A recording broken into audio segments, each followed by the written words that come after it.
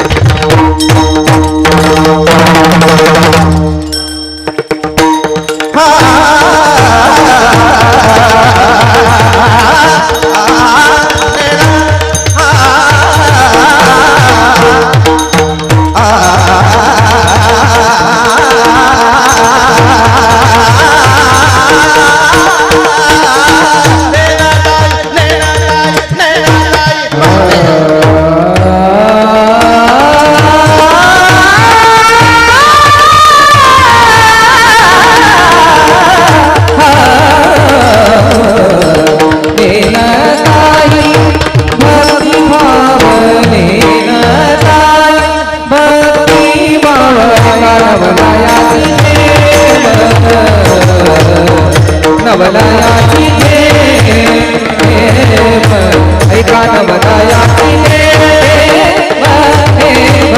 नवलयाची ठेव ऐका नवलयाची ठेव ऐका नवलयाची ठेव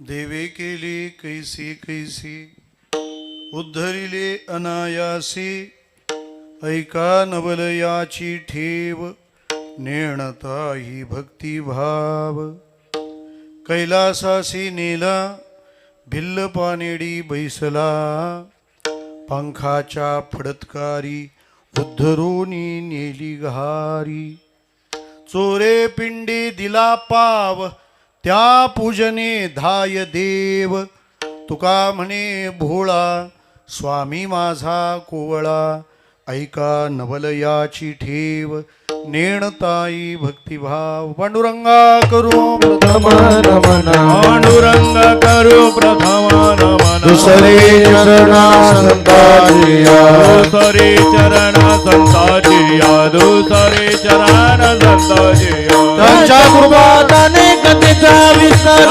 कृपादाने कथेचा विस्तार त्यांच्या कृपादाने कथेचा विस्तार कृपादाने कथेचा विस्तार बाबाजी सद्गुरुदास तुका बाबाजी सद्गुरुदास तुका बाबाजी सद्गुरुदास तुका काय माझी वाणी मानेल संतांसी रंजवू चित्तासी आपुलिया ओम नमो ज्ञानेश्वरा करुणाकरा याच्याचमुळे नंतर टाळकरी भेटे ना आपल्याला थोडं चुकलं तरी घाबरू नको, मी आहे तुमच्या मागे. विठ्ठला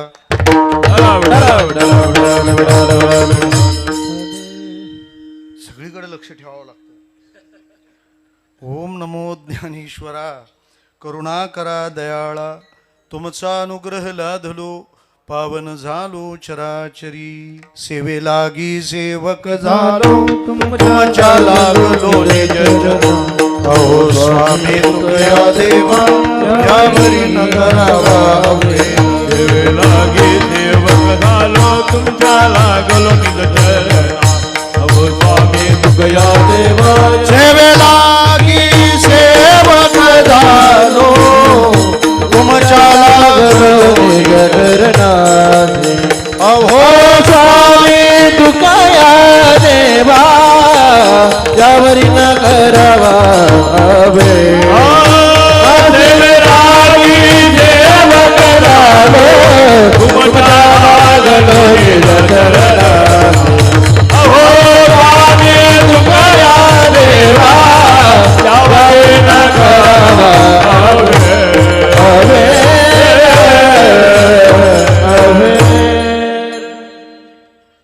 भगवान स्वरूप आपणा सर्व श्रोतृवृंदांच्या चरणारविंदी विनम्र भावाने वंदन करतो. कीर्तन सेवेकरिता आपल्या पुढे सादर केलेला भला मोठा अभंग जगद्गुरु तुकोबाराय यांचा असून आपल्या आराध्याच्या लीला गायल्या जाव्यात आणि लोकांच्या मनामध्ये परमात्म्याविषयी प्रेम निर्माण व्हावं, अशा बहुउद्देशीय विचारांचा परिणाम म्हणजे हा अभंग आहे. विठ्ठला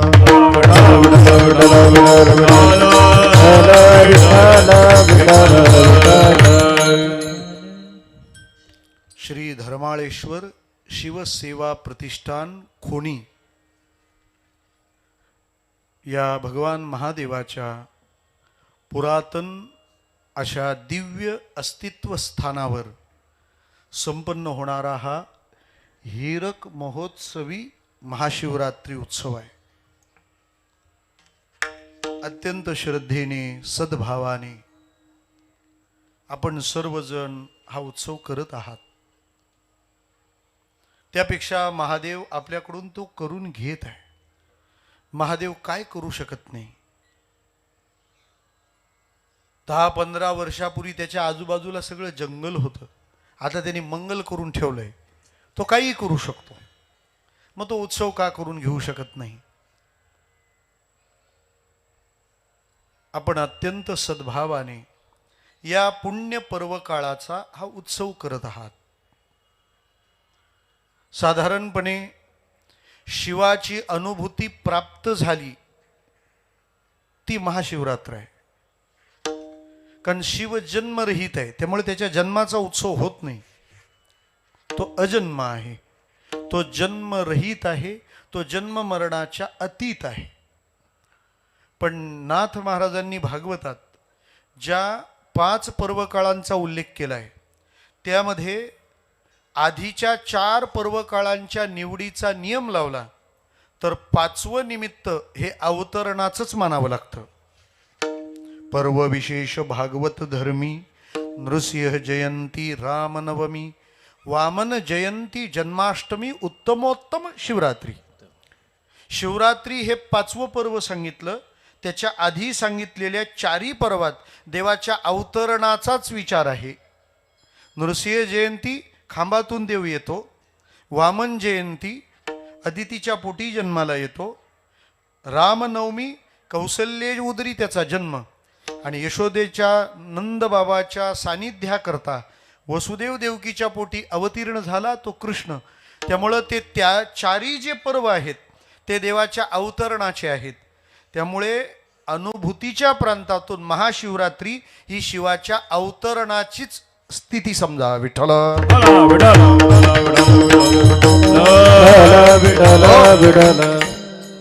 किंबहुना या तिथीला विशेष साधना करणाऱ्याच्या अनुभूतीत शिव अवतरतात. महाशिवरात्रीला शिवभक्त निद्रेचा परित्याग करतात आणि शिवनामाचा जप करत राहतात. अनेक रात्री आपल्या परंपरेमध्ये महत्त्वाच्या मानलेल्या आहेत. त्या सर्व रात्रींमधली सर्वात श्रेष्ठ रात्र जर कोणती असेल तर ती महाशिवरात्र आहे. आपल्याला रात्री दोनच माहिती आहेत, एक दूध पिणाराची आणि दुसरी विष पिणाराची. विठ्ठला दूध पिणाराची रात्र कोजागिरीची आणि विष पिणाराची रात्र महाशिवरात्र. खुलासा केलेला बरा. मला म्हणायचं तात्पर्याने काय, या रात्रीला मग शिवाला सहस्त्र बिल्व अर्पण करणे, शिवनामाचा जप करणं, तांडव स्तोत्राची शत आवर्तन करणं, या सगळ्या उपासना, सगळ्या साधना या रात्री केल्या जातात. मग त्या अवतरणाचा हा आपण करावयाचा उत्सव आहे. श्रोते हो, नियम असा आहे, भक्तांनी देवाच्या येण्याचा उत्सव केला पाहिजे. भक्ताने देवाच्या येण्याचा उत्सव केला पाहिजे आणि देवाने भक्ताच्या जाण्याचा उत्सव केला पाहिजे. विठ्ठला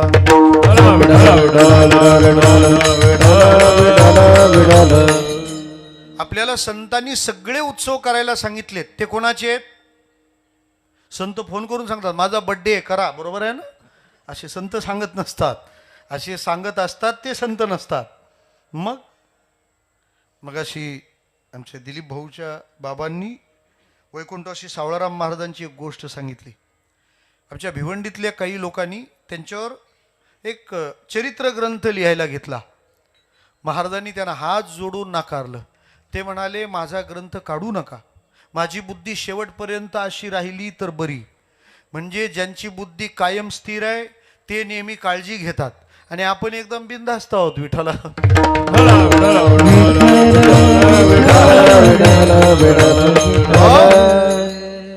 त्यांनी त्यांचे सोहळे नाही करायला सांगितले, त्यांनी देवाचे सोहळे करायला सांगितले. असल्या सामर्थ्य वैभव स्वये करावा उत्सव. म्हणजे संतांनी देवाच्या येण्याचा उत्सव करावा आणि देवाने भक्ताच्या जाण्याचा उत्सव. सगळ्या संतांचे समाधी सोहळे वाचा आपण, ते सगळे सोहळे देवानी पार पाडलेत. देवे निवृत्ती याने धरिले दोन्ही कर, जातो ज्ञानेश्वर बैसावया. ज्ञानोबाराय समाधीत बसले, एक हात निवृत्तीनाथांनी धरला आणि दुसरा हात पांडुरंग धरतो. म्हणजे त्यांचा सोहळा ह्यांनी करावा असा नियम आहे. आपुल्या दासाचा संभ्रम सोहळा, आपुल्या दासाचा संभ्रम सोहळा, आपुल्या दासाचा संभ्रम सोहळा, आपुल्या दासाचा संभ्रम सोहळा. करणे गोपाळा ब्रीद तुमचे, करणे गोपाळा ब्रीद तुमचे, करणे गोपाळा ब्रीद तुमचे. आपुल्या दासाचा संभ्रम सोहळा, करणे गोपाळा ब्रीद तुमचे, करणे गोपाळा आपुल्या दासाचा सोहळा. करणे करणे गोपाळा ब्रीद तुमचे, करणे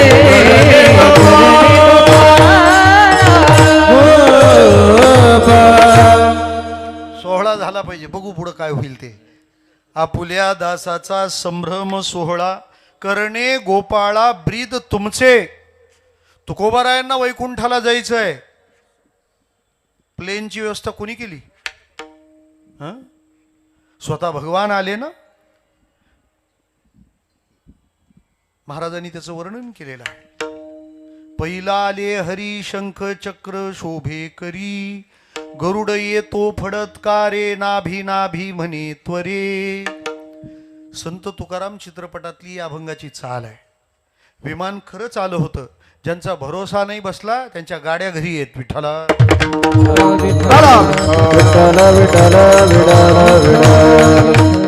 आणि गाथा खरंच तरल्या होत्या, त्यांच्या पण डायऱ्या घरी येत. विठ्ठला म्हणजे देव शेवटची व्यवस्था करतो. स्वतः देव म्हणाला तुम्हाला किती प्रमाण देव का व्यवस्था करायला देव. ते ऋणवैपण देखोनी अंगी, आपुलियाची उत्तीर्णत्वा लागी. भक्ताची तनु त्यागी परिचर्या करी. कोण सांभाळतो? सगळं सांभाळणारा भगवंत आहे. सगळं सांभाळतो. चष्मा पण आणून देतो विठ्ठला. विठ्ठल आणखी सोपं सांगू, बरेच लोकांना काळजी असते ना, ह्या बुवा लोकांचं कसं होईल. आमचे एक संन्यासी स्नेही आहेत, त्यांना त्यांच्या एका संसारी माणसाने आलेले प्रश्न विचारले. आता संसारी माणसाचे प्रश्न सुद्धा संसारीच, ज्याचे प्रश्न संसारी तो संसारी. हा मग याच्यात कोणी पण बसू शकतं, आता मोकळं केलेलं बरं. त्याने सांगितलं का हो, लास्टला आम्हाला आमचा पोरगा पाणी पाजणार आहे, तुमचं कसं काय. ते संन्यासी फक्कड ते म्हणाले, एकदमच हांडा भरून पिऊन घेतलाय आम्ही विठ्ठला.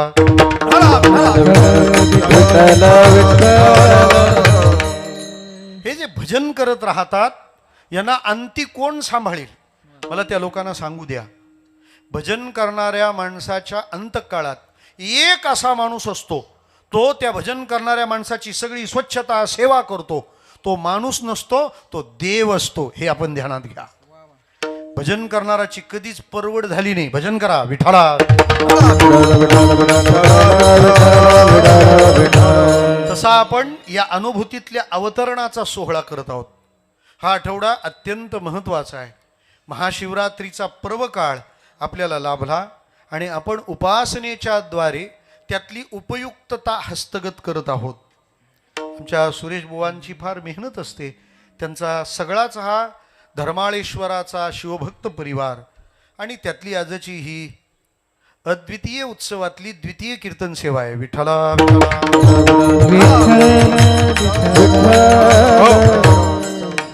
अभंग जगद्गुरु तुकाराम महाराजांचा आहे. हा अभंग भला मोठा आहे, म्हणजे मोठा आहे पण भला आहे. या अभंगातून तुकाराम महाराजांनी भगवान महादेवाबद्दल आपल्या वाणीला मुक्तपणे मोकळं सोडलंय, मुक्तपणे सोडलंय. मी मुक्तपणे यासाठी म्हटलं, अभंग म्हटल्यावर 4 चरणात थांबायला पाहिजे ना, तो न थांबता 6 चरणाचा झाला. याला म्हणतात मुक्तपणे. नियमाच्या उल्लंघनाला थोडासा मुक्तपणाचा हव्यास हवा असतो आणि तो तुकोबारायांच्या वाणीत इथं दिसला. त्याचं कारण असं आहे, जिथं मर्यादा असते तिथे उल्लंघताना लज्जा असते. बरोबर आहे, मर्यादा असते तिथे उल्लंघताना लज्जा असते. आता दोघी कुठे गेलेत काय माहिती विठ्ठला. कोण दोघी? कीर्तनाला आलेल्या. मग कोण? मर्यादा उल्लंघायला अडचण कोण आहे? लज्जा. म्हणजे मर्यादा आणि लज्जा या दोन्ही गोष्टी सोबत असतात. पण मर्यादा उल्लंघायला लज्जा वाटत असली तरी लज्जा रुचीच्या ठिकाणी राहत नाही, हे मी म्हणत नाही. आवडी आणि लाजवी, व्यसना आणि शिनवी, पिसे आणि न भुलवी तरी ते काही. ज्याची आवड असते त्याची लाज नसते, त्याची लाज नसते. माणसं कोणाकडेही चुना मागतात. आहे का रे विठ्ठला? बरं, एरवी कोणी लावलेला चालत नाही. पुन्हा सांगू का चुना सांगू? आता एरवी कोणी लावलेला चालत नाही, तिथं मात्र बिनधास्त मागतात. आलो दान मागा यास थोर. सत्य आहे. मला काय म्हणायचं आहे की आपण सहज याचना करतो का, काहीच वाटत नाही का, त्याला माहिती आता ती तंबाखू मिळाली नाही तर काही खरं नाही. बरं, या लोकांबद्दल मला अजून एक कळलं नाही, हे एक एकच वस्तू कशा काय जवळ ठेवतात विठ्ठला.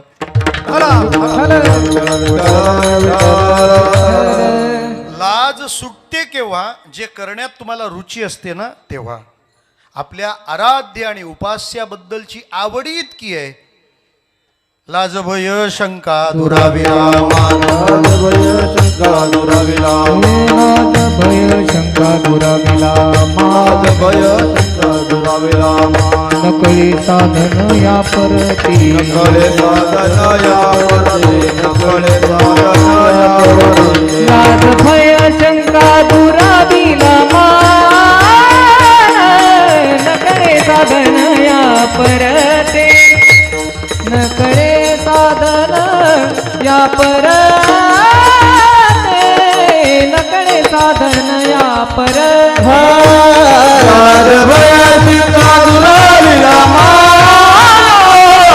नकळे साधन या सगळे साधना साधन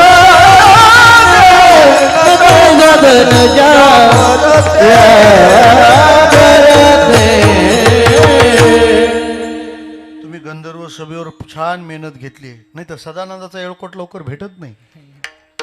आणि परमानंदाचा अनुभव आपण करतो, ही गोष्ट भूषणावह आहे. आणि मृदंगात तो प्रश्नच नाही. या बाजूला विकास आणि या बाजूला डेव्हलपमेंट आहे. विठ्ठला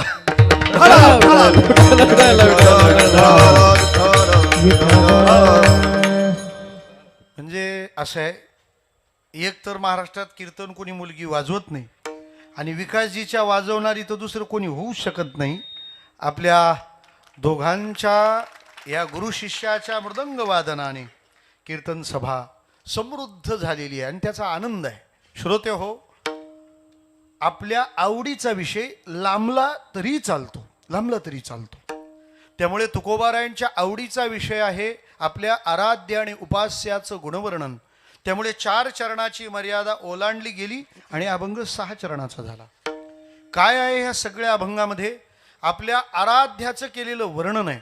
आपल्या आराध्याची त्यांनी लीला गायली आहे, आपल्या दैवताची त्यांनी लीला गायली आहे. त्याच्या संबंधाने काही आधी प्रश्न आहेत. तुकाराम महाराज आहेत वैष्णव आणि हा सगळा अभंग ज्यांचं वर्णन केलेलं आहे ते आहेत शिव. मग शिव विष्णू, बरं विष्णूच्या उपासकांच्या एकनिष्ठतेच्या ओळी आपण वाचा. तुका म्हणे एकविध झाले मन, विठ्ठला वाचून नेणे तुझे, आणि कांची स्तुती आम्हा ब्रह्महत्या, एका वाचून त्या पांडुरंगा. मग पांडुरंगाचे एकनिष्ठ भक्त आणि हे सगळं वर्णन भगवान शिवाचं आहे. याचा अर्थ तुकाराम महाराज त्यांचा नियम मोडतात असं नाही, आपण त्यांच्या त्या भूमिकेचा नीट अभ्यास केलेला नाही. महाराज म्हणतात दुसऱ्याचं वर्णन करायचं नाहीये ना, दुसऱ्याचं वर्णन करायचं नाहीये. शिव आणि विष्णू हे एकच आहे, त्याच्यात दुसरा आहे तरी कोण? हरिहरा भेद नाही करू नये वाद, एक एकाचे हृदयी गोडी साखरेच्या ठाई.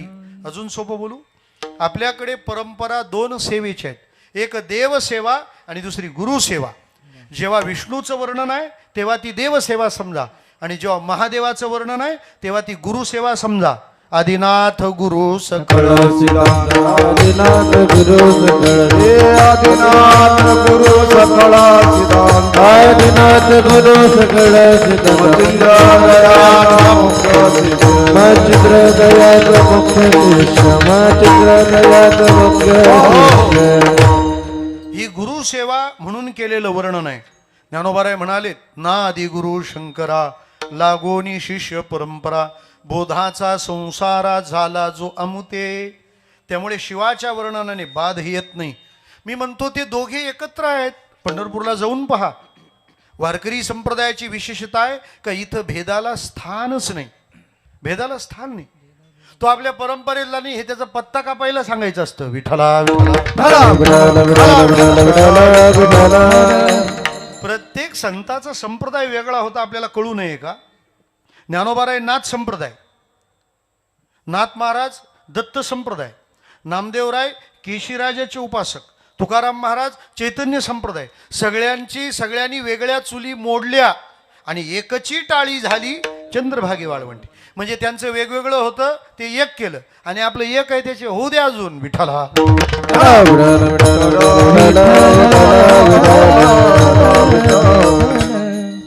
संतांनी आमच्या कटकटी मिटवून टाकल्यात, हे ठेवूच नका.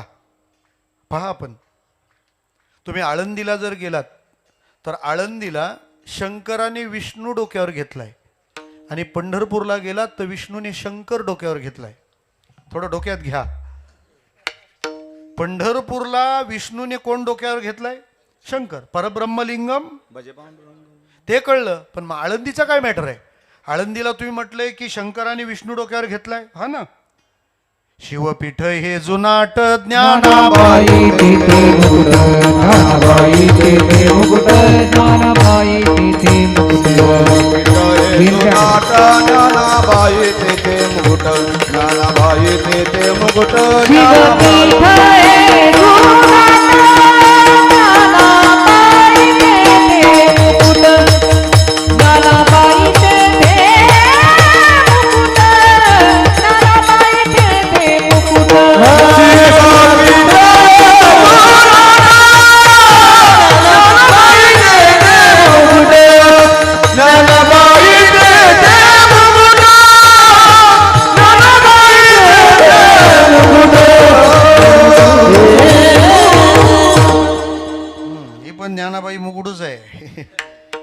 शिवपीठ हे जुनाट, ज्ञानाबाई तिथे मुकुट. मुकुट कुठं असतो? पायात. असं लक्ष पाहिजे. तुम्ही आपले बघत बसता, चालले काहीतरी, हा असं पाहिजे. ज्ञानाबाई तेथे मुकुट म्हणजे शिवपीठ. शिवजींनी ज्ञानोबारायांना डोक्यावर घेतलंय. कोण आहेत ज्ञानोबाराय? महाविष्णूचा. मग मला काय म्हणायचंय, ते जर एकमेकांना कधी कधी डोक्यावर घेतात तर आपण एकमेकाची डोकी का फोडतोय? विठ्ठला.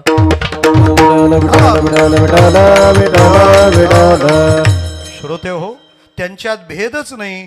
त्यामुळे विष्णूचं भजन करणारे शिवाची स्तुती करतील तर त्यात काहीही गैर नाही. एक. दुसरी बाब, मग एवढी स्तुती करताय तुम्ही शिवजींची, एवढं वर्णन करताय, याचं कारण काय? आम्हाला कळेल. याच्या कारणांची मीमांसा करायला घेतली तर पहिलं कारण असं पाहावं लागेल, महाराज देवाच्या गुणांचं वर्णन का करतात?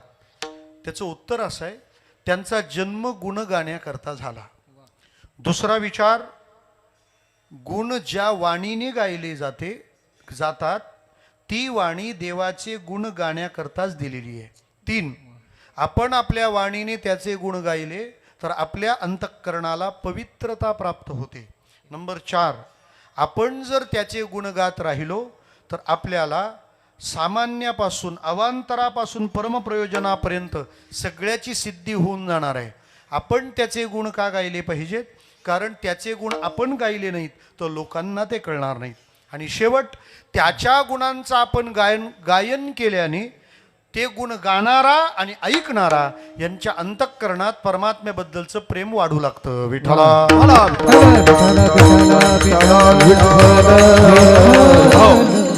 किती झाले?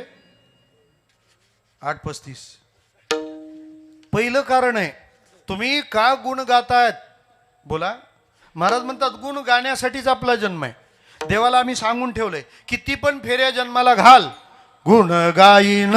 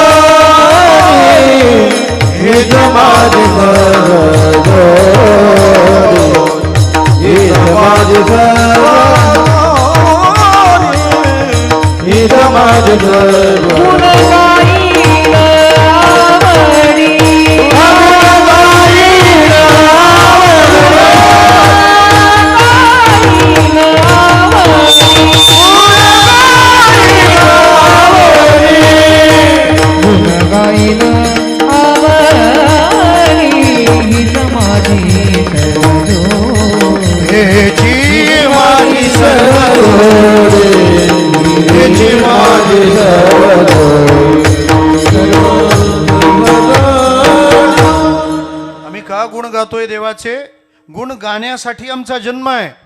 गुण गाईन आवडी म्हणून 10 ते 12 घ्यावं, 7 ते 9 घ्यावं, 10 ते 12 रात्रीचंही घ्यावं. गुण गाईन आवडी.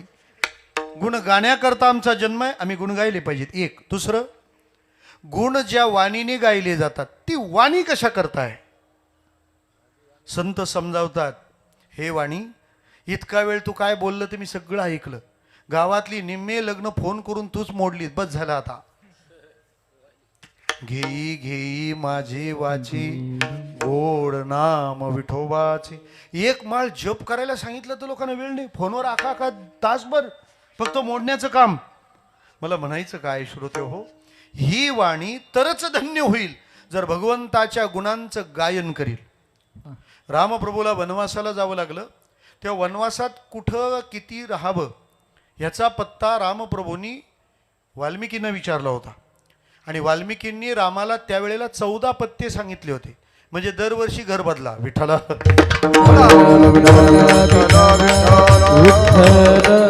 अब कहू निकेता, सांगा आता निकेत घर कोणतं असलं पाहिजे? तेव्हा पत्ते सांगितलेत. जिनकी श्रवण समुद्र समाना, कथा तुम्हारी सुभग सरीनाना. ज्याचे श्रवण समुद्रासारखे आहेत आणि तुझी कथा गंगेसारखी आहे. गंगेनं किती पाणी आणलं तरी ज्याचे समुद्र तृप्त होत नाही, तसं किती कीर्तन ऐकलं तरी ज्याचे कान तृप्त होणार नाही, पुन्हा भूक शिल्लक राहील, त्याच्या घरी राहा. त्यामध्ये त्यांनी एक पद असं सांगितलं, जिव्हा हंसिनी, ज्याची जिव्हा हंसिनी आहे आणि तुझे सद्गुण हा मोत्याचा चारा आहे. राजहंस दुसरं काहीच खात नाही, तो फक्त मोत्याचा चारा खातो. ज्याला संशय आहे त्यांनी मानसरोवरला जा, नाही तर मानसरोवर भारतात घेऊन या. विठ्ठला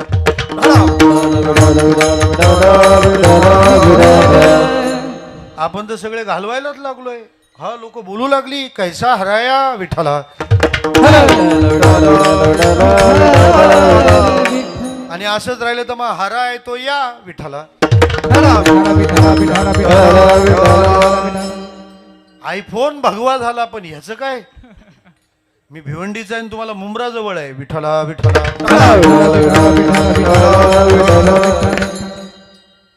ती जिव्हा हंसिनी आहे आणि देवाच्या गुणांचा चारा ती सेवन करते. याचा अर्थ या जिव्हे करता सर्वोत्तम जर काय असेल तर भगवंताच्या गुणांचं गायन आहे. 2. तिसरं, सेव नाही केली का फाईल विठ्ठला. आता माझी पंचायत केली, मी काही टिपण्या नाही ना, मोठी अडचण होते. हे लाईव्ह टेलिकास्ट आहे विठ्ठला.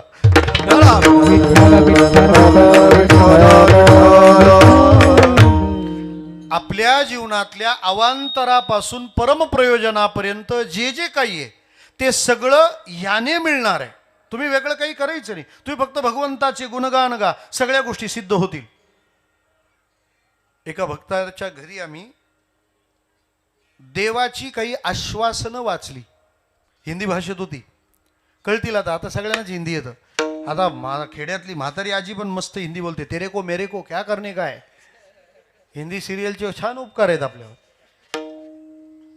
वाक्य अशी आहेत, भगवान आपल्या भक्तांना आश्वासित करतो, मेरे मार्ग पर पैर रख कर तो देख, तेरे सब मार्ग ना खोल दूं तो कहना. हे कळलं ना. मेरे लिए आंख में से आंसू बहा कर तो देख, कृपा न बरसू तो कहना. मेरे लिए कड़वे वचन सुनकर तो देख, आनंद के सागर तेरे जीवन में ना भर दूं तो कहना.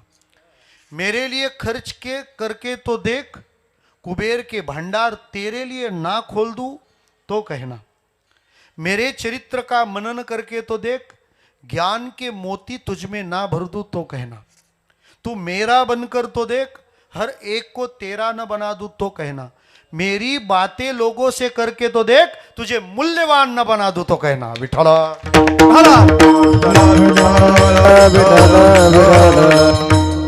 माणूस मूल्यवान कशाने होतो? मूल्यवान, मेरी बातें लोगों से करके तो देख.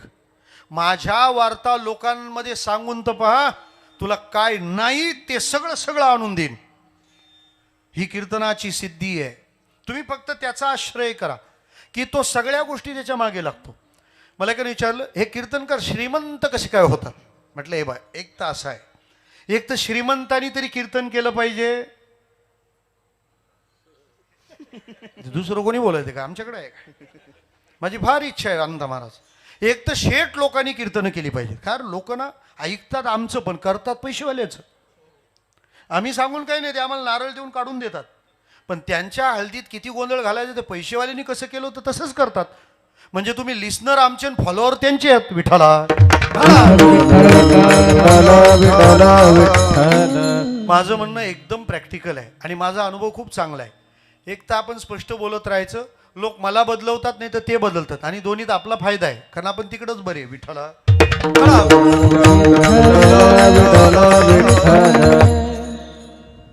माझं स्पष्ट म्हणणं असं आहे, एक तर शेठ लोक कीर्तनकार झाले पाहिजेत, नाही तर कीर्तनकार लोक तरी काय, तर त्याच्याशिवाय लोक ऐकतच नाही आहेत. तो म्हणाला कीर्तनकारावर लक्ष्मी कशी काय प्रसन्न होते. लोक बोलतात हे आता सायकलवर जायचे ना, हे बाईक घेऊन चालायला लागले, बाईकवर.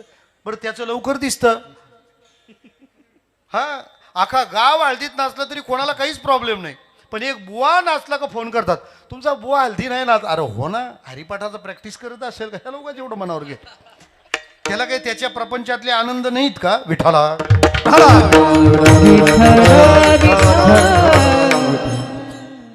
महाराज लोकांना कशाला भारी गाड्या पाहिजेत हे पण बोलणारे लोक आहेत. मी तुम्हाला सोपं विचारतो, भजन करणाऱ्याची गाडी भारी पाहिजे का भांडण करणाऱ्याची?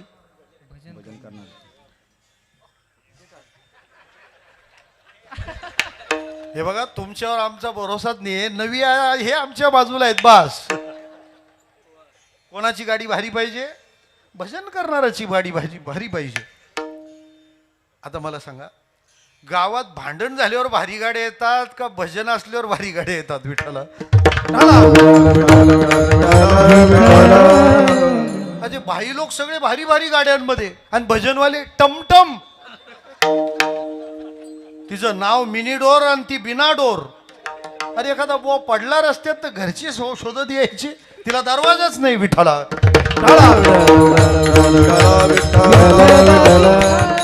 देवाबद्दल बोलत राहणारा. आणि पहा ना, तो कुमार विश्वास आम आदमी पार्टीचा होता, तोपर्यंत दिल्लीला पण नीट माहित नव्हता.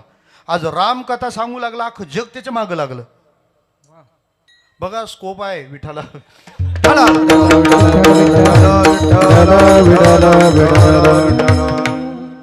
तो म्हणाला, हे कीर्तनकार श्रीमंत होतात कसे? म्हटलं त्याचं असं आहे, कीर्तन करणारावर लक्ष्मीचा लय जीव आहे. कसं काय? म्हटलं आपल्याला पुरावा आहे. आपण विदाऊट डॉक्युमेंट फाईलच आणत नाही. हा, नाही ते हे लाईव्ह समोर कीर्तन करणं किती डेंजर आहे. भले भले सांगतात बंद करायला विठाला, कारण रिस्की कार्यक्रम आहे ना. हा असो, मला काय म्हणायचं आहे, कीर्तन करणाऱ्यावर लक्ष्मी प्रसन्न आहे. तो म्हणाल कसं काय? त्या लक्ष्मीला तो नारायण फक्त आमच्यामुळं भेटलाय. कसं काय? पुरावा आहे. असं तसं नाही, स्टेटमेंट आहे स्टेटमेंट. रुक्मिणीने कृष्णाला जे प्रेमपत्र लिहिलंय, त्या प्रेमपत्राचं पहिलं पान, त्यातली पहिली ओळ वाचा, मग तुम्हाला कळेल की प्रेमाची भावना किती उंचीवर असते. ही 2-4 दिवसावर ही कोणती मला माहित नाही विठाला.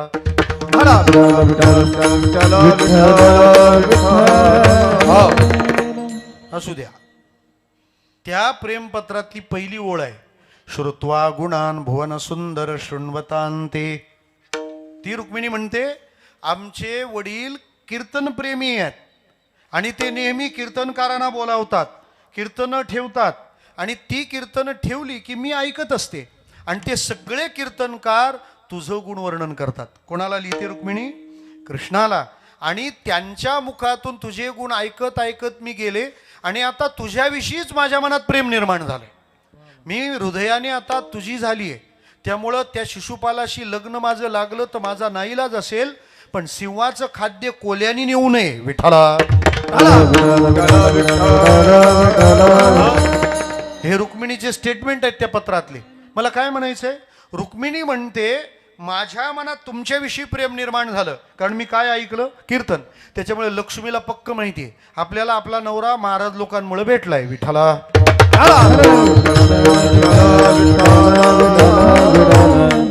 तुम्ही विसराल, ती महाराज लोकांना विसरणार नाही, आणि ती विसरणार नाही हे महाराज लोकांनी पण विसरायचं नाही. हा, तुम्हाला वाटलं मॅच एक साईडला चालली आहे? अजिबात नाही. माझं स्पष्ट म्हणणं आहे, कीर्तनकारांनी पाकिट फोडून बघू नये. कीर्तन करतो ना तू, पाकिट फोडायची काही गरजच नाही, बरोबर आहे ना? आणि भरणारांनी पाळी जाणू नये, ती कशाला काही झंझट पाहिजे विठाला.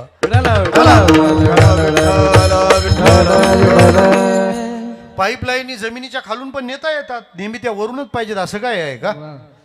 याने ठरवावं मी देवाचा माणूस आहे, मला कोणापुढे हात पसरायचे नाही, आणि त्यांनी ठरवावं हा देवाचा माणूस आहे, कमी करायचं नाही. तुम्ही कीर्तन साधनेचा आश्रय केला ना महाराज, एक गोष्टी आहेत का आमचे गुरुजी म्हणायचे, आणि स्पेशली मला सांगायचे, तू पैशाच्या मागं लागू नको, पैसा तुझ्या मागं लागणार आहे विठाला. आणि खरं सांगा, तसा जर विचार केला तर आमचं असतं तरी काय?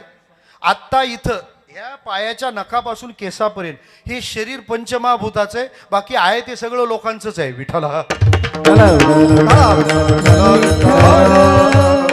तुम्ही तुमच्या वाणीने भगवंताचे गुणानुवाद गाऊ लागलात तर अवांतरापासून परमप्रयोजनापर्यंत सगळं देव देतो. सगळं तो सांभाळतो. काय देत नाही देव.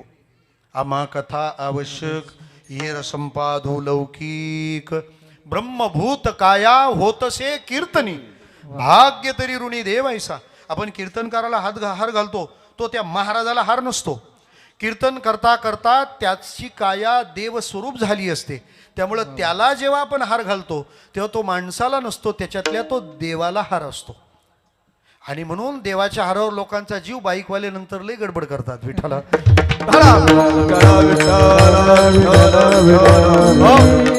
म्हणजे त्याचे गुण आपण जर गायले तर अवांतरापासून परमप्रयोजन सिद्ध होतील. अजून काय सांगितलं? तुम्ही त्याचे गुणवाणीने गा, तुमच्या जीवनाला पवित्रता प्राप्त होईल. सोपं बोलू? बऱ्याच लोकांना असं वाटतं भागवत ठेवलं का पैसा मिळतो, भागवत ठेवलं म्हणजे इच्छा पूर्ण होतात, भागवत ठेवलं काय मूलबाळ लग्न जमत नाही, त्याचं जमणं वगैरे वगैरे. हे ठीक आहे. मंदिरात शिवजींना प्रणाम केल्यानंतर आपल्या आडलेल्या फायली फॉरवर्ड होतात, चालू लागतात, हे सगळं खरं आहे. श्रोते हो, मंदिरात आल्यानंतर सिद्धी प्राप्त होत असली तरी तुम्ही सिद्धीसाठी येऊ नका, तुम्ही शुद्धीसाठी या. आज सिद्धी खूप आहे, आज सिद्धी खूप आहे. मग एवढी सिद्धी आहे, मग काय नाही आहे? ज्या अर्थी 4 वर्षाच्या यज्ञावर बलात्कार होतो ना, म्हणजे शुद्धी नाही आहे. विठ्ठला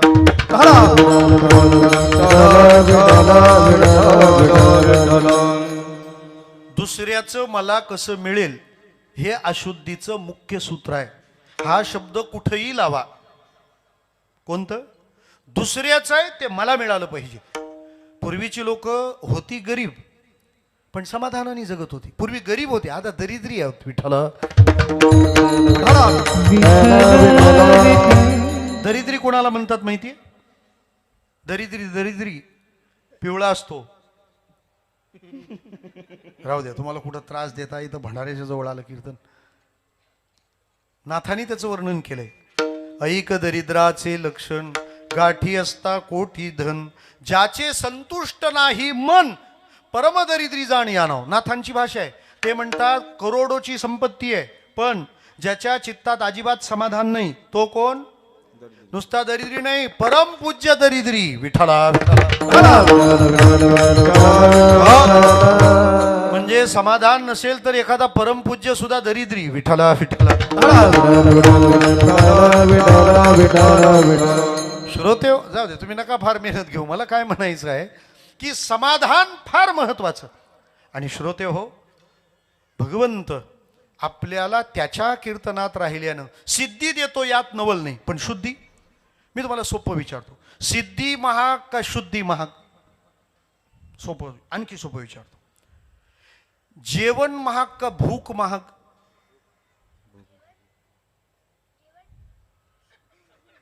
या वयात असंच असतं. विठ्ठला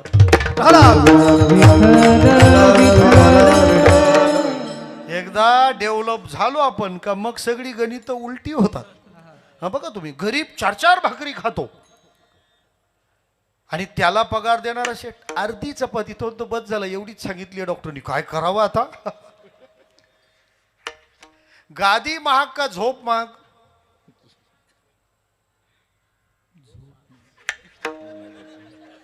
जागं राहायचं ठरवलंय, झोपण्याचा विषयच नको.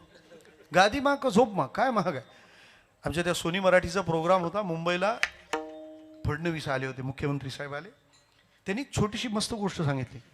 ते म्हणाले इतके कठीण आले आहेत ना अमेरिकेचे, त्यांच्या 36% त्यांचा प्रॉब्लेम आहे मेंटल हेल्थ, ते मानसिक अस्वस्थ आहेत. महाराष्ट्रात कीर्तन आहे त्यामुळे आपल्याला हा प्रॉब्लेम नाही आहे, मानसिक स्वस्थता आहे. आमचे आयुर्वेदाचार्य जे माझी पूर्ण काळजी घेतात, आमचे देशपांडे सर MIDCत आहेत, ते म्हणाले महाराज 52% अमेरिकन लोक गोळी खाल्ल्याशिवाय झोपू शकत नाहीत. खरा विचार? आपण तर 7 ते 9 ला पण झोपतो. विठ्ठल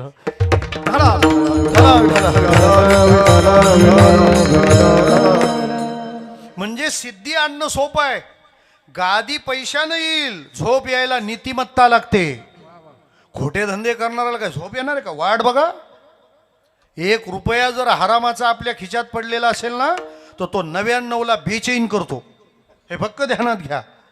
स्वस्त नाहीत ह्या गोष्टी. 20 लिटर तुपात 4 थेंब जर रॉकेलचे पडले तर रॉकेलला तुपाचा वास येतो का तुपाला रॉकेलचा वास येतो? अरे पण बहुमत कोणाचं आहे? काही नाही, हल्ली बहुमत कोणाचं असतं आणि कोणी पण बसतं. विठ्ठल विठ्ठल 20 लिटर तूप आणि 4 थेंब रॉकेल. काय ताकद आहे त्या रॉकेलची? अख्खा डबा फेकावा लागतो का? तसं श्रमाने खूप कमावलेलं असतं, त्याच्यात थोडं आणि तिचं घुसलं ना, त्या सगळ्या श्रमाच्या संपत्तीचं समाधान नासतं. ध्यानात ठेवा, ज्याच्या संपत्तीचा मार्ग चुकतो त्याच्या संततीचा मार्ग चुकतोच. विठ्ठला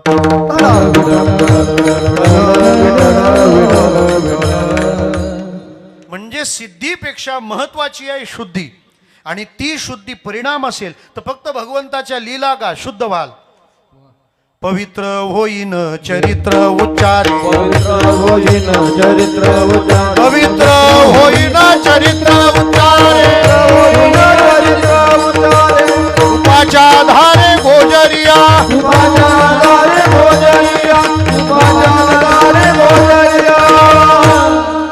याचा अन्वय असा आहे, गोजरिया रूपाच्या आधारे चरित्र उच्चारे पवित्र होईन. तुम्ही चरित्र उच्चारत राहिलात, भगवंताची लीला गात राहिलात, गाता गाता गाता गाता तुमच्या शरीरातला अणू आणि रेणू पवित्र होत जातो. त्यामुळे पहा, भजन करणाऱ्या माणसाच्या वेव्ज अँड वाईब्स सुद्धा प्युरिटी दाखवतात. तो दिसला तरी बरं वाटतं. दर्शनाची प्रशस्ती, पुण्यपुरुष, त्याचा स्पर्श कल्याणकारी आहे. त्याच्या वक्तव्याचा कानाला झालेला स्पर्श सुद्धा मंगलकारक असतो. विठ्ठला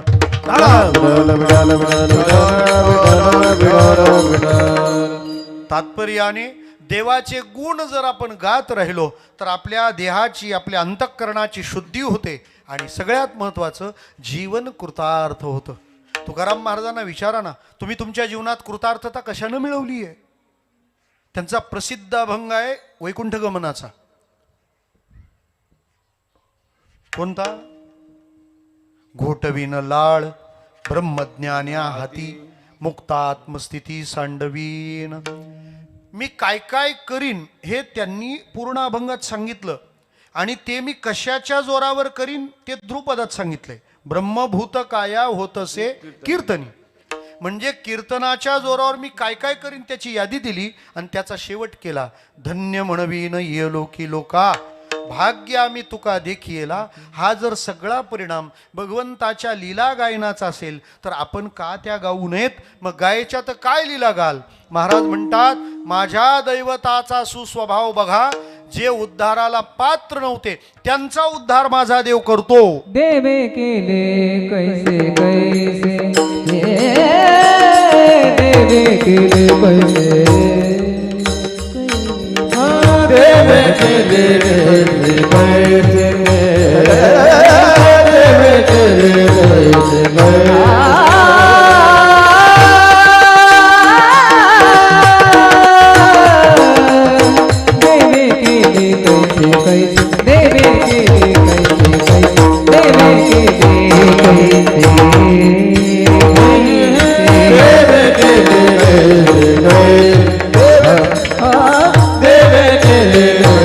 कैसे.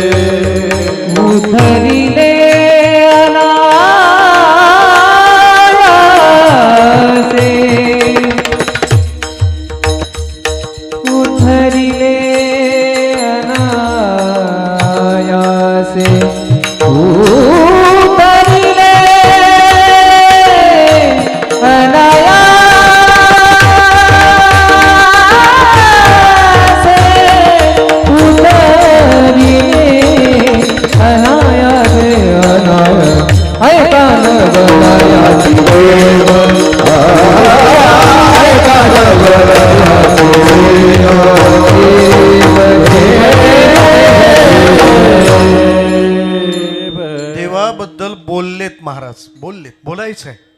बोलावा विठ्ठल, पाहावा विठ्ठल, बोललं पाहिजे, सतत बोललं पाहिजे. आणि खरं सांगू का, लोकांना पण देवाबद्दल बोललेलंच ऐकायला आवडतं. तुम्ही तुमची कॅसेट लावा एखाद्या जवळ, अर्धा तास फक्त, तो फेक कॉल उचलील ना, जाईल तिथून. आणि हे एकदाच नाही, तुम्ही एकदा जर त्यांना त्यांचं सांगून जर बोर केलं ना तुमचं त्याला ऐकवून, पुढच्या वेळेला तुम्ही दिसले का तो दुसऱ्या गल्लीतून जातो. विठ्ठल अजिबात स्वतःचं काहीच सांगू नका, अजिबात इंटरेस्ट नाही लोकांना ऐकायला. तुम्ही देवाचं सांगा, दूर दूरवरून ऐकत.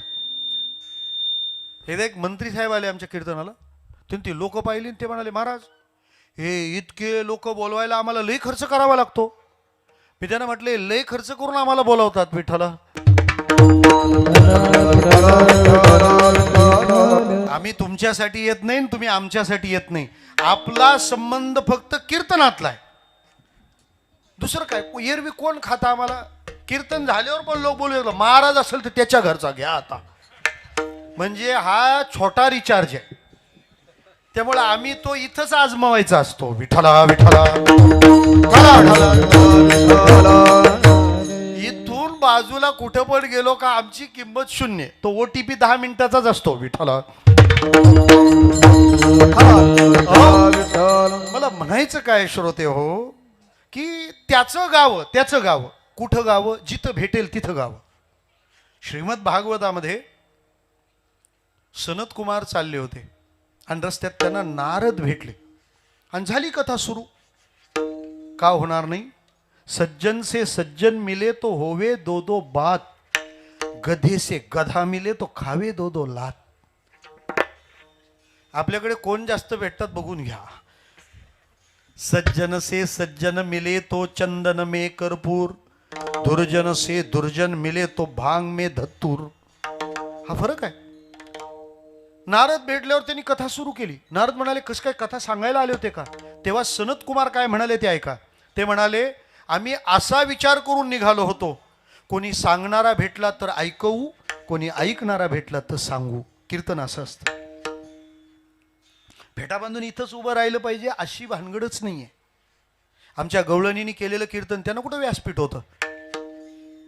मग गृहे गृहे गोप वधू कदंबा, सर्वे मिलित्वा समवाप्य योगम. स्वाध्याय परिवारात आठवले शास्त्रींनी हे गोविंद दामोदर स्तोत्र प्रत्येकाकडून पाठ करून घेतलं होतं. गृहे गृहे गोप वधू कदंबा, सर्वे मिलित्वा समवाप्य योगम. पुण्यानी नामानि पठन्ति नित्यं, गोविंद दामोदर माधवेती. घराघरातून सगळ्या एकत्र यायच्या आणि चर्चा करायच्या. केव्हा म्हणजे भांडी बिंडी जेवण वगैरे झाल्यावर भांडी घासून झाले का मग पायरीवर बसून सुरुवात. कसली. गोप वधू कदंबा पुण्यानी नामानी विठ्ठल.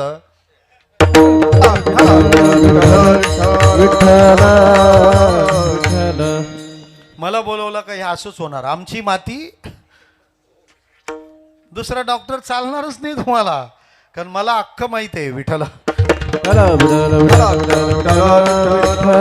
आम्ही छोट्या छोट्या दुरुस्त्या तर केल्या पाहिजेत ना.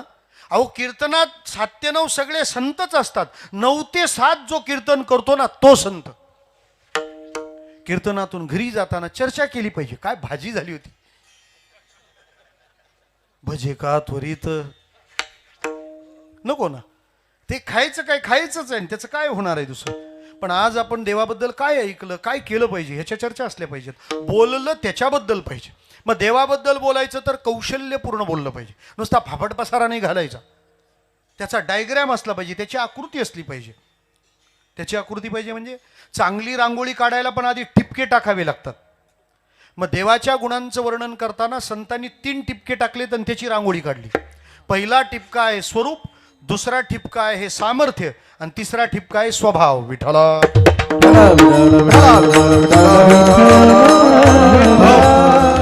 म्हणजे देवाबद्दल जर बोलायचं असेल तर एक तर त्याचं स्वरूपाबद्दल बोला, त्याच्या सामर्थ्याबद्दल बोला, किंवा त्याच्या स्वभावाबद्दल बोला.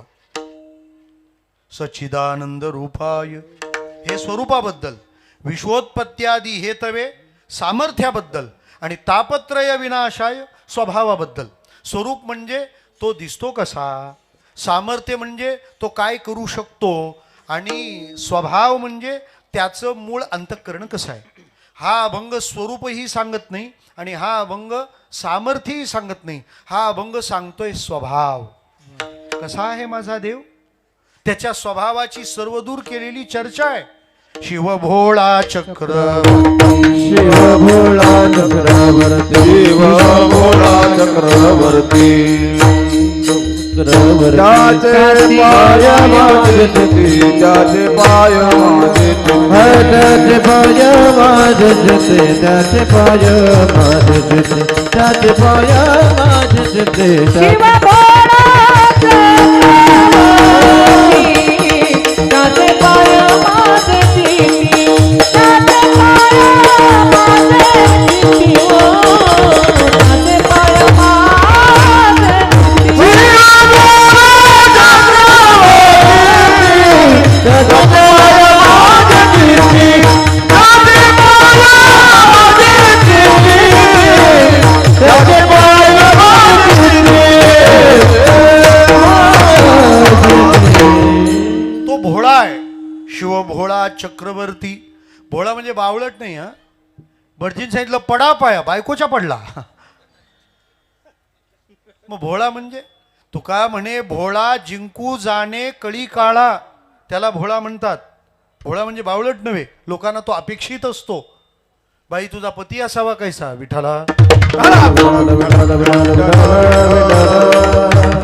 देवाच्या चर्चा केली स्वभावाची, की त्याचा स्वभाव कसा आहे. स्वरूप सामर्थ्य बाजूला ठेवलं, चर्चा स्वभावाची करतायत.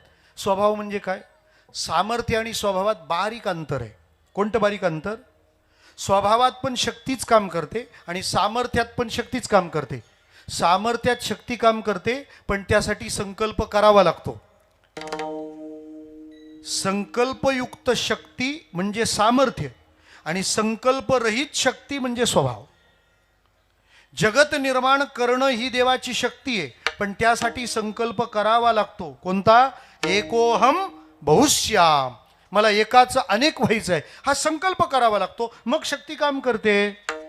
स्वभावाला संकल्प करायची गरज नाही. आहे का गरज.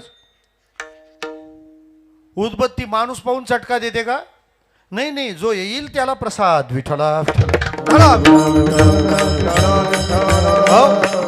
कारण चटका देणं हा विस्तवाचा काय आहे, तो स्वभाव आहे.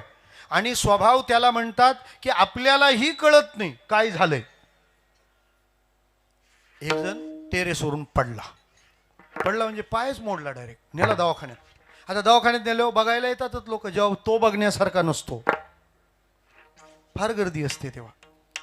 ते नारळ पाणी तर आता हॉस्पिटल जवळच भेटतं. विठ्ठला लोक पण फार प्रेमाने जातात. एखाद्याचे प्लास्टर असलं ना, त्याच्यावर सही करून येतात. काय आनंद आहे बा, दुःखात पण शोधायचा असतो. ते गेले त्याला बघायला आणि विचारलं काय तो पाय कस काय मोडला. तो स्वभावामुळे. अरे स्वभावामुळे काय पाय मोडतो, तू गच्चीवरून पडला ना. म्हणे हो स्वभावामुळं. म्हणे का, माझा स्वभाव तयार झाला होता. काय, सिगारेट ओढून झाली का पायाने विझवायची. म्हणे मग मी सिगारेट ओढताना बाल्कनीत होतो. विठ्ठला तिथून ती खाली फेकली आणि विजवायला पाय बाहेर काढला, तो इथपर्यंत. म्हणजे ज्याच्यावर आपलं नियंत्रण राहत नाही त्याला म्हणतात स्वभाव. आधी होता वाग्या, दैवयोगे झाला पाग्या, त्याचा येळकोट राहीना, मूळ स्वभाव जाईना. महाराज म्हणतात एकानं कुत्र्याची शेपटी 6 महिने सरळ पाईपमध्ये घालून ठेवली होती. त्याला वाटलं जमलंच आपल्याला. त्याला कुठं त्याचा अंदाज आहे का, हे किती पण नळ्यात घातले तरी. महाराजांनी त्याचं प्रमाण गायलंय.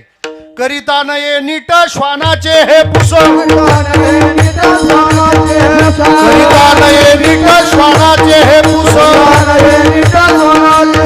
छापरा परिस काय करी, छापरा परिस काय करी, छापरा परिस काय करी. त्या पाईपला बाजूला केलं, लगे टर्न राऊंड. किती काळ तुम्ही कराल, किती काळ कराल. नाही, त्यांचा स्वभाव जाणारच नाही. त्यांनी किती कीर्तन ऐकू द्या, त्यांना टेन्शनच येतं. कसलं, तो 31ला एकादशी आली. विठ्ठला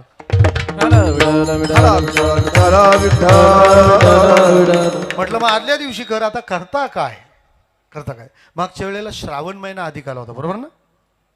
एक जण म्हणला मग पुढचा करायचा का मागचा, नाही बरोबर दोन्ही करायचे आहेत. स्वभाव माणसाला सोडत नाही, स्वभावावर आपलं नियंत्रण राहत नाही. तसं आपल्या भक्तांवर कृपा करावी या स्वभावावर स्वतः देवाचं सुद्धा नियंत्रण नाही. मी तुम्हाला सोपं सांगतो काय स्वभाव आहे महादेवांचा जो या सगळ्याहून वेगळा आहे. 3 जणांचे स्वभाव त्याकरता सांगावे लागतील. 1 सर्वसामान्य व्यवहारी लोकांचा स्वभाव, 2 देवाचा स्वभाव आणि 3 महादेवाचा स्वभाव.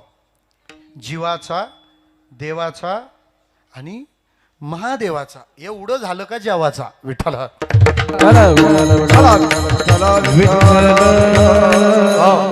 काही लेट झालं तरी ते थेट पाहिजे. 3 स्वभाव कोणते आहेत. पहिला स्वभाव जीवाचा. कसा आहे तो त्याच्या पातळीचा विचार करतो. लोकव्यवहार, शिष्टाचार हे फार पाळतो, फार पाळतो, फार पाळतो. लग्न कार्यात फार खर्च होऊ नये याविषयीच्या अनेक चळवळी सुरू होऊन बंद पडल्या. विठ्ठला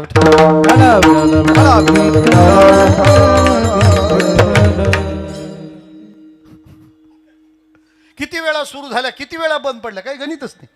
एक जण म्हणाला मी हुंडाबंदी चळवळ काढली. म्हणे चांगली गोष्ट आहे. तो म्हणाला मी पुढच्या वर्षी तुमच्या संघटनेत येणार. याला पुढच्या वर्षी चळवळ कधी आवडली आहे? यंदा. आणि येणार कधी? त्याला म्हटलं मग तू पुढच्या वर्षी येतो, यंदा का नाही येणार? तुझं यंदा आपलं करायचं आहे. मग पुढच्या वर्षी काय होतो? म्हणे बहिणीचं आहे. विठाला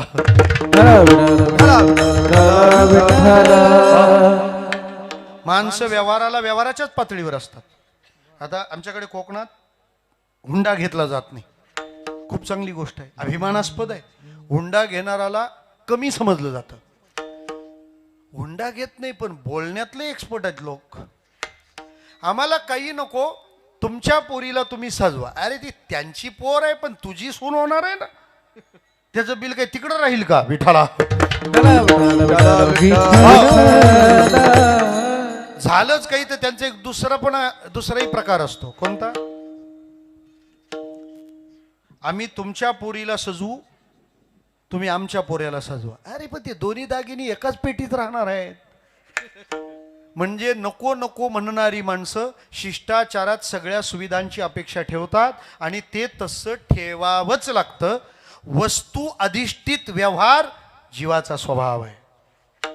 किती काही सांगा पण वस्तू ह्या लागतातच. फक्त लग्नाला होईपर्यंत ते म्हणतात साखरपुडा नाही करायचा आपल्याला, आपल्याला नाही असं काही करायचं. पण एकदा ते कन्फर्म झालं ना, जरा तुमची 10 माणसं आमची 10 माणसं आली म्हणजे बरं होईल. ही सुरुवात असते अभंगाची. तुमची किती माणसं? 10. आमची किती? तुम्ही साखरपुड्याच्या मांडवात पाय ठेवायला जागा नाही. 2-2.5 हजार माणसं त्याचं कामच काढतात आणि सगळ्या व्यवस्था लागतात. ज्याला व्यवस्था लागतात तो जीव वस्तू अधिष्ठित आहे. जीवाचा स्वभाव द्यावं लागतं. दुसरा विचार देवाचा. देव वस्तू पाहत नाही, देवाचा स्वभाव आहे देव भाव पाहतो. न म्हणे उच्छिष्ट अथवा थोडी, तुका म्हणे भक्ती पुढे. अंतरीची घेतो गोडी, पाहे जोडी भावाची. देव सोयरा दिनाचा, थोर प्रेमाचा. इंडेक्स वाचायची आता. मग हे सगळं कोणाचं आहे? देवाचं आहे. तो फक्त भाव. गिरीधर लाल तो भाव का. पण याच्या पुढं कोण असेल तर तो महादेव आहे. जीवाचा स्वभाव व्यवस्था, देवाचा स्वभाव अवस्था. महादेवाला व्यवस्थाही लागत नाही ना अवस्थाही लागत नाही. का? सगळ्या उदाहरणांकडे पहा.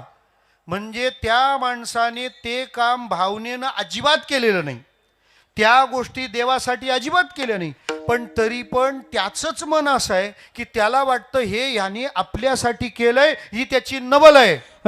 एका नवलाची ठेव, एका नवलाची ठेव,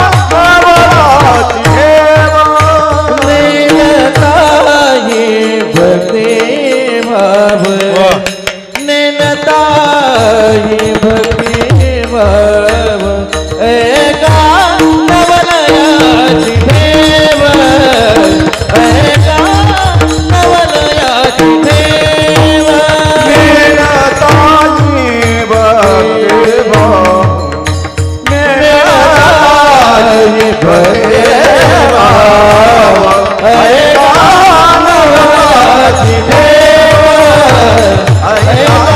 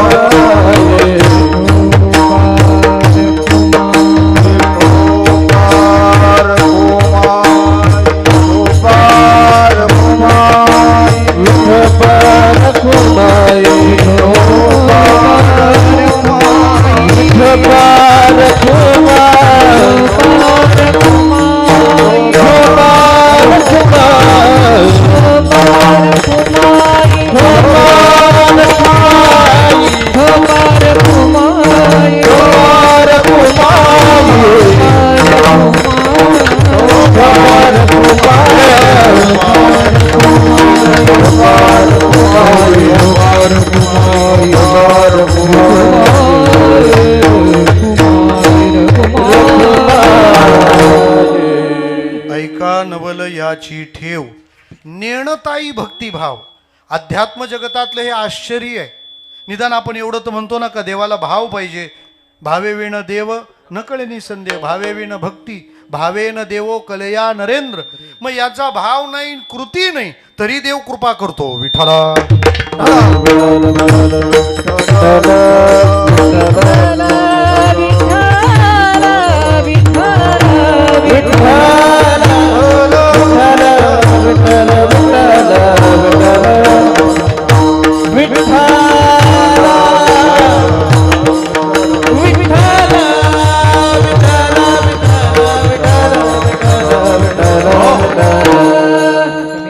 ऐका नवल याची ठेव नेणता ही भक्तिभाव.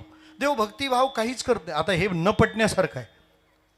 भावही नाही कृतीही नाही आणि तरी पण तो कृपा करतो. जी गोष्ट माणूस लवकर मान्य करत नाही ना त्याला लई पुरावे द्यावे लागतात.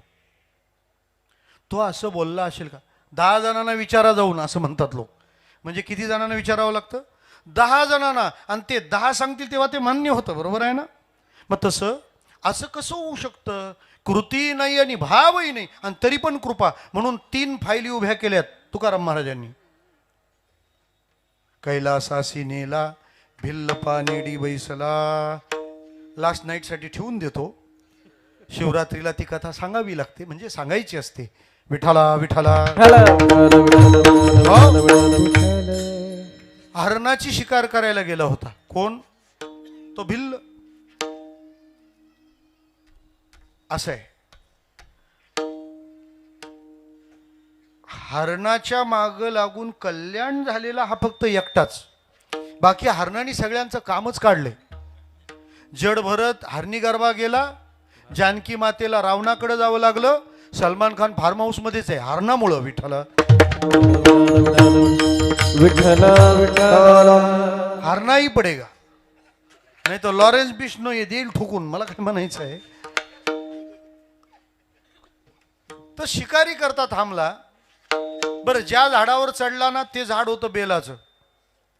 बरं समोर पानवठ्यावरचं चित्र दिसत नाही म्हणून तो पानं तोडायचा आणि बाजूला काढायचा. ज्या झाडाच्या वर चढला होता त्याच्या खाली शिवलिंग. मग ती पानं तोडली का ती पडायची शंकराच्या पिंडीवर. रात्रभर काही भेटलं नाही त्यामुळे उपवास घडला. रात्र शिवरात्रीची होती. त्या हरणांचा संवाद ऐकायला मिळाला. शिवजींचं दर्शन झालं. पानेडी बसलेला भिल्ल हा काय व्रत म्हणून तिथं होता का. ती पानं शंकराच्या पिंडीवर भावनेनं वाहत होता का? पडत होती ती वेगळ्या कारणाने. पण ऐका नवल याची ठेव, नेणता ही भक्तिभाव. भक्ती नाही भाव पण नाही. पंखाच्या फडतकारी उद्धरोनी नेली घारी. शंकराच्या पिंडीवर आपण मूठ वाहतो ना, मूठ मूठ. श्रावणात तो कार्यक्रम जोरदार असतो. प्रत्येक वेळेला धान्य वेगळं असतं. शिवामूठ लिहितात ते, साळगावकरांनी लिहून ठेवलंय सगळं. जवस, मूग, अजून तीळ, तांदूळ. झालं आपलं, तांदूळ आलं म्हणजे आपलं काम झालं. त्याची मूठ व्हायची असते आणि ती मूठ शंकराच्या पिंडीवर वाहिली जाते. ती खाण्यासाठी कोणतरी येणारच ना. सोपं बोलू का? ती खाण्यासाठी कोणीतरी येणार नाही. कोणाला तरी खाण्यासाठीची आमच्या परंपरेनं केलेली ती व्यवस्था आहे. लग्नाच्या मांडवात अक्षता का फेकतात? तुम्ही फक्त खाण्यासाठीच तांदूळ पिकवायचा आहे का? अन्य जीव योनी घटक आहेत, त्यांच्याही व्यवस्था करण्याची सवय आम्हा हिंदू धर्मीयांना आहे महाराज. आम्हाला मुंगीपासून ब्रह्मदेवापर्यंत सगळ्यांची काळजी घ्यायला शिकवलेलं आहे. ती घार जवळ आली, काहीतरी पिंडीवर ठेवलंय. आता जवळ येणार म्हटल्यानंतर ती पंखाशी पसरवूनच उतरवलं की नाही. विमानाचं लँडिंग आपण पक्ष्यांचंच पाहून शिकलोय. असं खाली पाय पंख पसरवून उतरायचं. आता त्या शंकराच्या पिंडीवर ती अशी उतरत असताना तिच्या पंखाला अडून बरीचशी हवा आली आणि ते धान्य उचलायला जवळ येताना शंकराच्या पिंडीपर्यंत ती हवा लागली. ती घार मरण पावली. महादेवानी तिला डायरेक्ट कैलास आला. तिचा उद्धार झाल्यावर पार्वती मातेने जरा ऑब्जेक्शन घेतलं. का? साहेब लय भोळे आहेत, उदार आहेत, असं मॅडमचं म्हणणं असतं. घरोघरी पार्वतीचं तेच म्हणणं आहे. तुम्हाला ना समजत नाही, तुम्हाला ना कळत नाही. म्हणाले का? ते घारीला कसं काय मोक्ष दिला? देवाने सांगितलं. दिल्या कोणाला? शाली तर कुठं आपण विकत आणलेले असतात, लोकांनी तर दिलेले असतात. जाऊ दे, तुला लई हिशेब विठाला.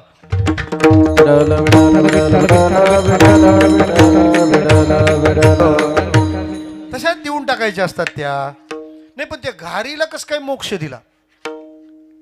भगवान शिव म्हणाले, अगं तुला माहिती आहे का? म्हणे काय?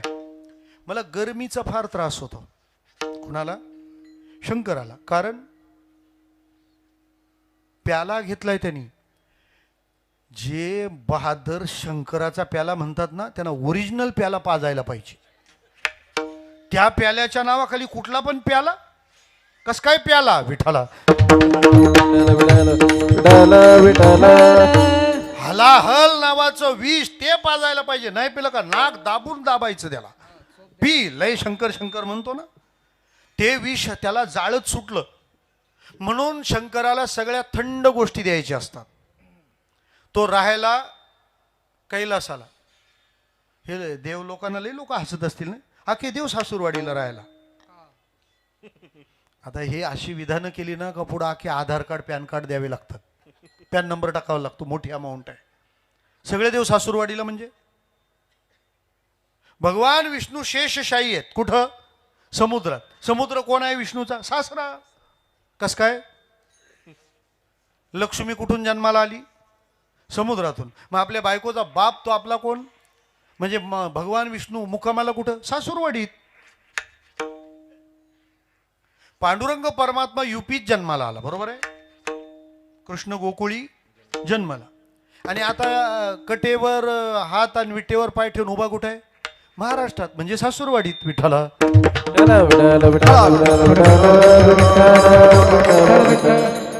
म्हणून घाटावर तुमच्याकडे बोलायची पद्धत आहे विकासजी. सासूरवाडीला पंढरपूर म्हणतात तिकडं. विठाला.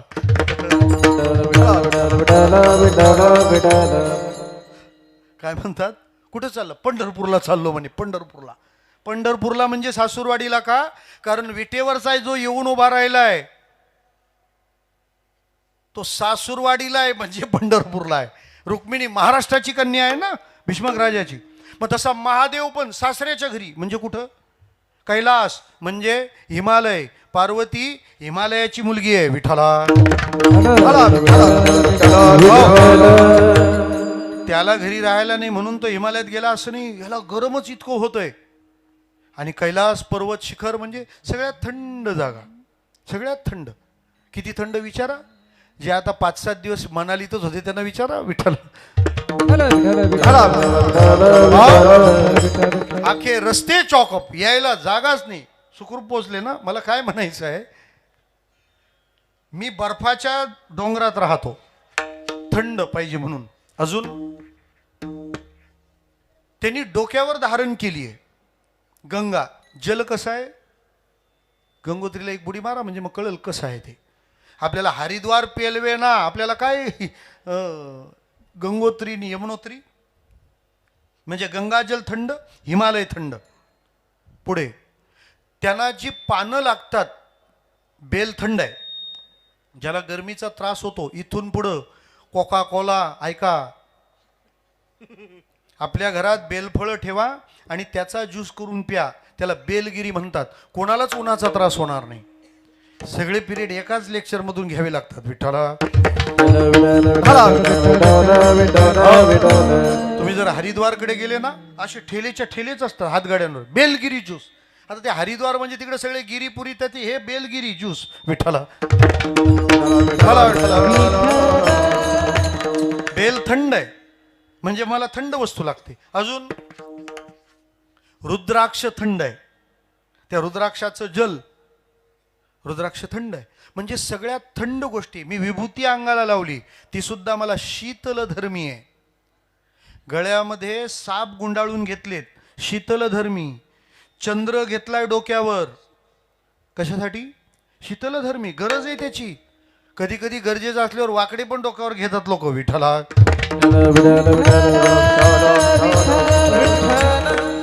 महादेव म्हणतात, मला जिथून थंडावा मिळेल तिथून मी घेईन. त्याच्यात भर कोणी घातली, या घारीने मला थंडावा पुरवला. चला तिला कैलास. ओ ती काही तुम्हाला गार वारा घालायला आली नव्हती. महादेव म्हणाले, मग कशी काय आली होती? ती बघा पुढचा व्हिडिओ तुम्ही लाव रे. तो व्हिडिओ असं केलं तिने केला चालू, ती पंखाने वारा घालते तेवढंच दिसलं. तिथून पुढं तिने उचलून आखे दाणे नेले, ते नाही दिसलं तुम्हाला? अरे ते नाहीच तर बघायचं. आपलं झालं ना, आता आता पुढे नाही बघायचं. विठ्ठला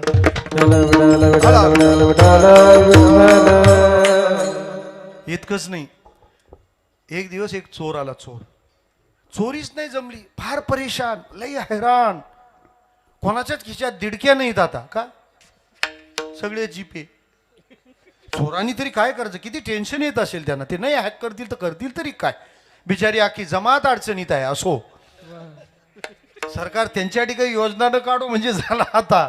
कारण त्यांचा भरोसा नाही. हे बिबट्यांना बकऱ्या द्यायला लागले. विठ्ठला त्यांना बिबट्यांना बकऱ्या द्यायच्या तेव्हा द्या, पण आमच्या शिवरात्रीला साबुदाणा वडा वगैरे पाठवा. काय जिथं पाहिजे तिथं नाही. त्या चोराने ठरवलं, काय कुठं मिळतं का भाऊ? कुठंच काही नाही. तो एका शंकराच्या मंदिरात गेला, शिवालयात. तिथं पहिले तिथं पण चोरण्यासारखं काहीच नाही. काय बघतो काही आहे का. कीर्तन झाल्यामुळं चपला पण नेल्या होत्या लोकांनी घालून आपापल्या. ज्या होत्या त्या चोरण्यासारख्या नव्हत्या, नंतर तसेच राहतात. विठ्ठल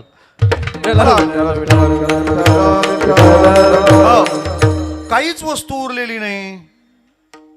काही राहिलं असेल शिल्लक, ते पण ज्याचं त्यांनी नेलं होतं, काहीच ठेवलं नाही तिथं. मग आता काय नेता येईल इथून? आता काय नेता येईल? त्यांनी बघितलं. बराच वेळ गेला. त्याला लक्षात आलं, शंकराच्या पिंडीच्या तिथं वर एक घंटा टांगलेली आहे. ती नेता येईल. काय न्यायचं ठरलं? घंटा.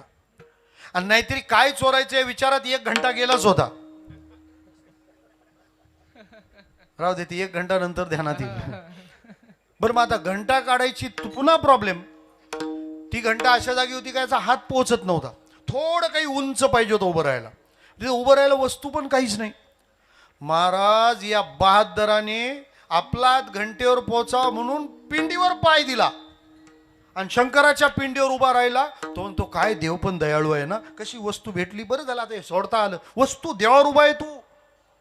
ती घंटा खोलली, नेऊन तिकडे विकली. तो मेल्यावर कैलासाला आणला. पार्वती माता म्हणाल्या, आता हे डिपार्टमेंट माझ्याकडे द्या. तुमचं कामच राहिलं नाही, तुम्हाला काही कळतच नाही. महादेव म्हणाले, अरे असं काय बोलती? ती म्हणाले, असंच बोलायचं असतं घरी. मग तुम्ही गप्प बसा. हा चोर कसं काय इकडं आला, याचे डॉक्युमेंट दाखवा. त्याचे डॉक्युमेंट पाहिले, हात लबाड ती घंटा चोरायला शिवलिंगावर चढला होता. तिने विचारलं महादेवानं, याची फाईल तुम्ही ह्या योजनेत बसवली कशी ती सांगा पहिले, हे इकडं आणलं कसं? महादेव म्हणाले, अगं तो कैलासाला आणला म्हणजे त्याच्यासारखा भक्त नाही जगात माझा. म्हणजे कसं काय? अगं बाकीचे मला भेटायला येतात ना, फक्त डोकं टेकवतात, हा अख्खाच माझा झाला. ते म्हणाले, अख्खाच माझा नाही, व्हिडिओ अख्खे बघत जा, तुमचा अख्खा झाला ना, अख्खा घंटा नेला त्यांनी. त्याला अगं नेऊ दे, ते कशाला बघायचं? चोरे पिंडी दिला पाव, त्या पूजने धाय देव, तुकोबाराय म्हणतात. भक्तीनं केल्यावर देवानं पावावं हे समजू शकतो, पण माझा स्वामी इतका भोळाय की तो भाव आणि कृती दोन्ही पाहत नाही. तुका म्हणे भोला, तुका म्हणे भोला, तुका म्हणे भोला, तुका म्हणे भोला, तुका म्हणे भोला, तुका म्हणे भोला, भोला, तुका म्हणे भोला, भोला, भोला, भोला, भोला, तुका म्हणे भोला. स्वामी माझा कोवला, स्वामी माझा कोवला, स्वामी माझा कोवला. हे ऐका नावाची ठेव, ऐका नावाची ठेव. ज्ञानेश्वर माऊली ज्ञानराज माऊली ज्ञानेश्वर माऊली ज्ञानराज माऊली ज्ञानेश्वर माऊली ज्ञानराज माऊली ज्ञानेश्वर माऊली ज्ञानराज माऊली. तुका म्हणे भोळा स्वामी माझा कोवळा, ऐका नवलयाची ठेव, नेणताई भक्तिभाव. फक्त 2 मिनिटात 2 सूचना देतो, लक्ष देऊन ऐका. गुरु तेग बहादूरांच्या शहादतला 350 वर्ष पूर्ण होत आहेत. त्यानिमित्ताने शासनाने हिंददी चद्दर हा कार्यक्रम आपल्या खारघरला सेंट्रल पार्कला घेतलेला आहे. मंत्रालयातून असा निरोप आला की वारकरी संप्रदायाने त्यात जॉईन व्हावं, ज्याने आम्हाला सोपं जाईल. नामदेवरायांचे शीख धर्माचे जवळचे संबंध म्हणून आपल्याला 28 फेब्रुवारी आणि 1 मार्च असा 2 दिवसाचा कार्यक्रम सेंट्रल पार्कला आहे, ज्याला पंतप्रधान नरेंद्रजी मोदी येणार आहेत. समग्र शीख समाज तिथं उपस्थित राहील. त्यानिमित्ताने आपल्याला सकाळी 1 तारखेला वामनबाबांच्या शांतिकुटी मठातून दिंडी खारघरला न्यायची आणि तिथं नेऊन 1 तासाचं हिंदी भाषेतलं कीर्तन संपन्न होईल. त्याच्या सगळ्या माहितीची पत्रकं आपल्या प्रत्येक गावात पोचतील. तिथपर्यंत येण्या जाण्याच्या व्यवस्थांचंही नियोजन होईल. फक्त रिमाइंडिंगला ही गोष्ट असू द्या. दुसरी बाब, आपल्या कोकणाला जर वरदान कोणाचं असेल की ज्यांनी हा सगळा पट्टा भक्तीने भिजवला, अर्थात सद्गुरू सावळाराम महाराज यांच्या जन्माला 100वे वर्ष सुरू होत आहे. 13 जुलै 1927 महाराजांची जन्मतारीख आहे.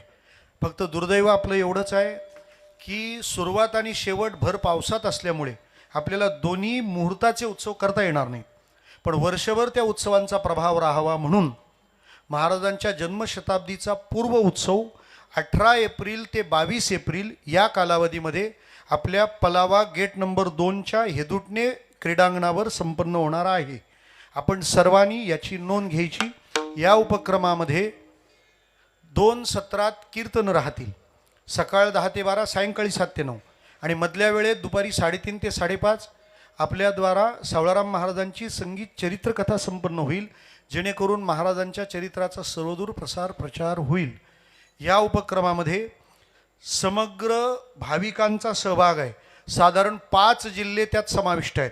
नाशिक, पालघर, ठाणे, मुंबई आणि रायगड यांचा समावेश असताना हा समग्र उत्सव सगळ्यांच्या सहभागाने होत असताना त्याची विशेषता अशी आहे की हा समग्र उत्सव आपल्याला कॅशलेस करायचा आहे. म्हणजे कोणताही अर्थव्यवहार समितीशी होणार नाही आणि सगळा उत्सव ऐश्वर्यात पार पडेल. म्हणजे आता काल्याची पंगत भिवंडीकरांची आहे,